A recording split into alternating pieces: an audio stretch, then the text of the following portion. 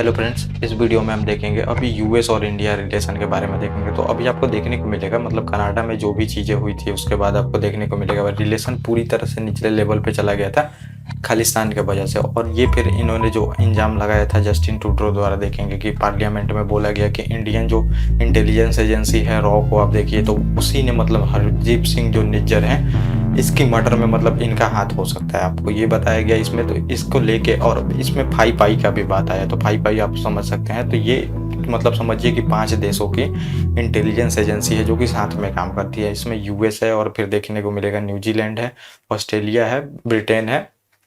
तो ये लोग है समझिए, इसमें कनाडा भी है। तो ये लोग अपना मतलब कि समझिए डाटा एक दूसरे से शेयर करते हैं। तो इसी को लेके अभी देखेंगे और बहुत ज़्यादा यहाँ पे मतलब कि टेंशन बढ़ गया है।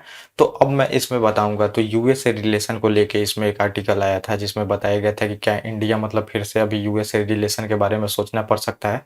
क्योंकि आपको देखने को मिलेगा इसमें हुआ क्या था। आपको मतलब अगर आप इसमें देखें तो यूएस यहाँ पे अब देखेंगे पूरी तरह से डेटा जो बताया गया है कनाडा को इसी ने दिया था, और ये डेटा पूरी तरह से गलत दिया गया था। तो ये सारी चीज़ें इसमें मैं बताऊंगा कि डाटा क्यों दिया गया था और इंडिया से फिर ऐसे क्यों करता है। तो इसकी पूरी तरह से जो फॉरेन पॉलिसी देखेंगे तो वैसे ही होती है सभी जगह पे। आप देखेंगे सबको कंट्रोल करना चाहता है। देखेंगे यूक्रेन के मतलब थ्रू वहाँ पे आपको देखने को मिलेगा कि जो रसिया है उसको कंट्रोल करना चाहेगा, फिर पाकिस्तान के थ्रू इंडिया को कंट्रोल करना चाहेगा, इंडिया के थ्रू चाइना को कंट्रोल करना चाहेगा। तो ये इसकी फॉरेन पॉलिसी है। तो यहाँ पे अब समझिए कि यूएस ऐसा क्यों कर रहा है। तो ये आप देखेंगे G20 में आया था, यहाँ पे रूस को लेके आलोचना नहीं की गई। तो इनको लेके मतलब ये लोग गए तो फिर मीडिया में पूछी गई सवाल, ये मैंने बहुत बार भी बताया आपको।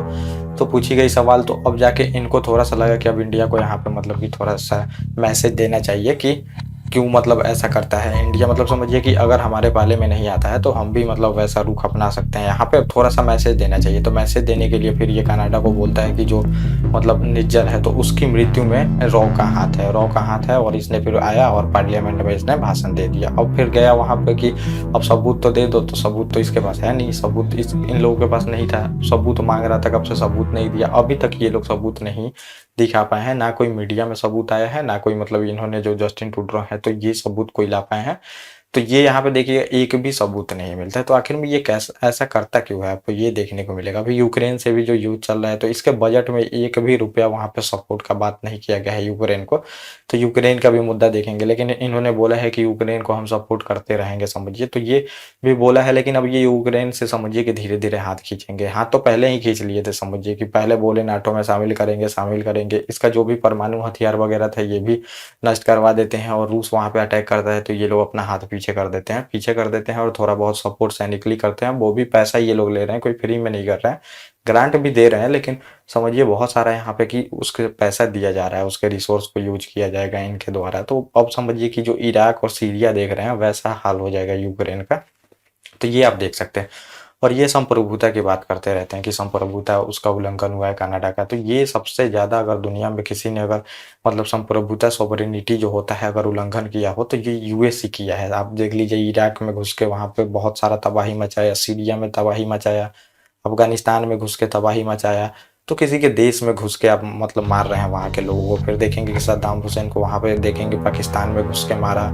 फिर वहाँ पे वियतनाम वॉर हुआ, बहुत सारे वॉर हुए हैं। अब इसमें अनगिनत वॉर है जहाँ पे ये लोग इनकी आर्मी घुस के मारती है। और कुछ दिन पहले आप देखेंगे ईरान के जो जनरल थे तो उनको ये ड्रोन अटैक के द्वारा मारता है। तो क्या उसकी वो सॉवरेनिटी नहीं थी। और कनाडा कुछ दिन पहले आपको देखने को मिलेगा कृषि कानून पर भाषण देता है वहाँ अपने पार्लियामेंट से। तो ये हमारी सॉवरेनिटी नहीं थी। तो वहाँ पे यूएस कुछ नहीं बोलता है। तो ये ऐसा करता क्यों है, तो ये आप समझ सकते हैं। तो ये करने का यही कारण है, अपने फायदा मतलब जो अपना नेशनल इंटरेस्ट होता है सर्वोपरि रखना और इसके थ्रू मतलब ये करना। तो ये आप समझिए अभी कुछ दिन पहले ये तो सब किया ही। उसके पहले आप देखेंगे जो समझिए अब इसमें इसके फायदा ही फायदा है। अगर कनाडा से हमारा मतलब समझिए टेंशन होता है तो अब जितने स्टूडेंट जो वहाँ पे अब समझिए पढ़ने जाते हैं तो वो जाएंगे यूएस में।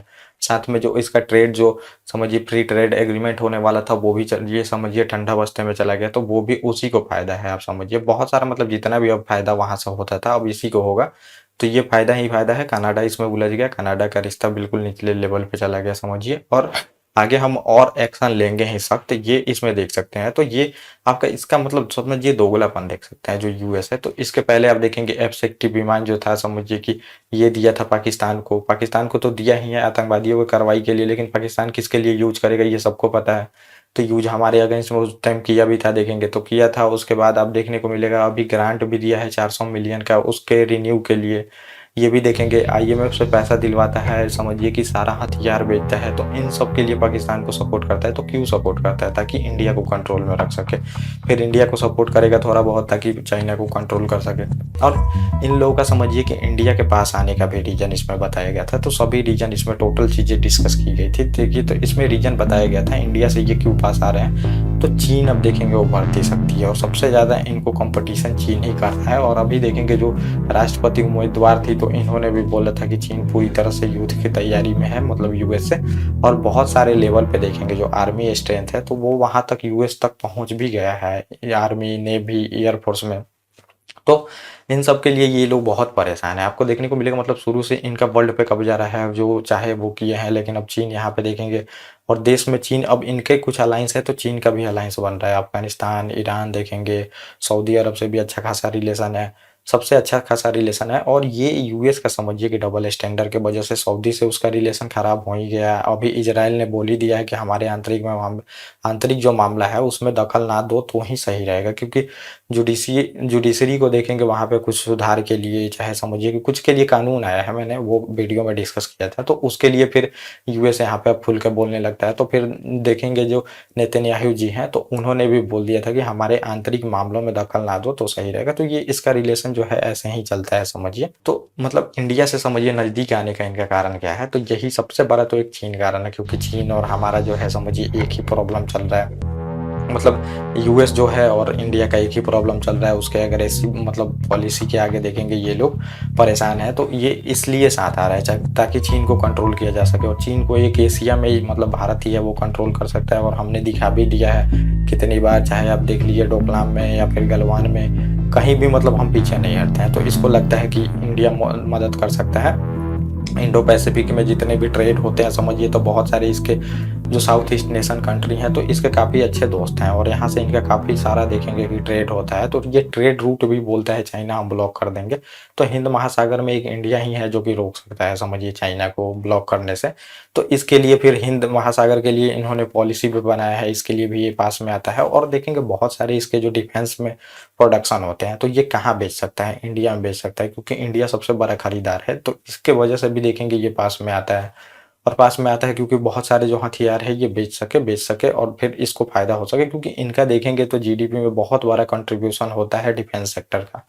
और बहुत बहुत देखेंगे कि बहुत बहुत बड़ी कंपनियां हैं जो कि समझिए कि इंडिया में आके काम कर रही हैं यूएस की। तो इसके लिए भी देखेंगे इंडिया से रिलेशन अच्छा है, क्योंकि यहाँ से बहुत सारे फायदे हैं, बहुत सारे पैसा कमा के ये लोग भेजते हैं वहाँ पे। बहुत बड़ी कंपनियां हैं, अमेजोन, एप्पल, बहुत सारी। अब मतलब इतना मैं तो नहीं गिनवा सकता।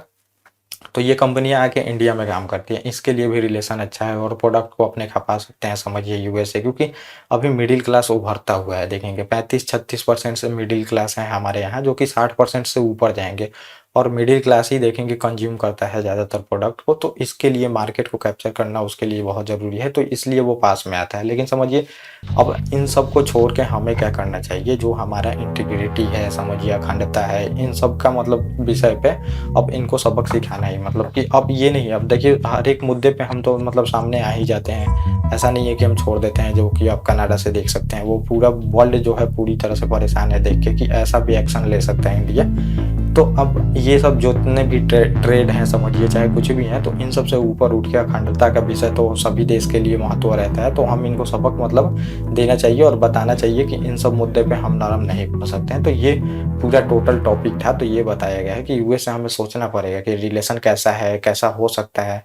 क्योंकि ये देखेंगे बार बार ये जो समझिए कि दोगलापन वाला काम करता है। तो ये चीज़ें इसमें टोटल चीज़ें डिस्कस की गई थी जो मैंने आपको बताया। Okay guys, thank you. और अब हम मिलेंगे अपने नेक्स्ट टॉपिक।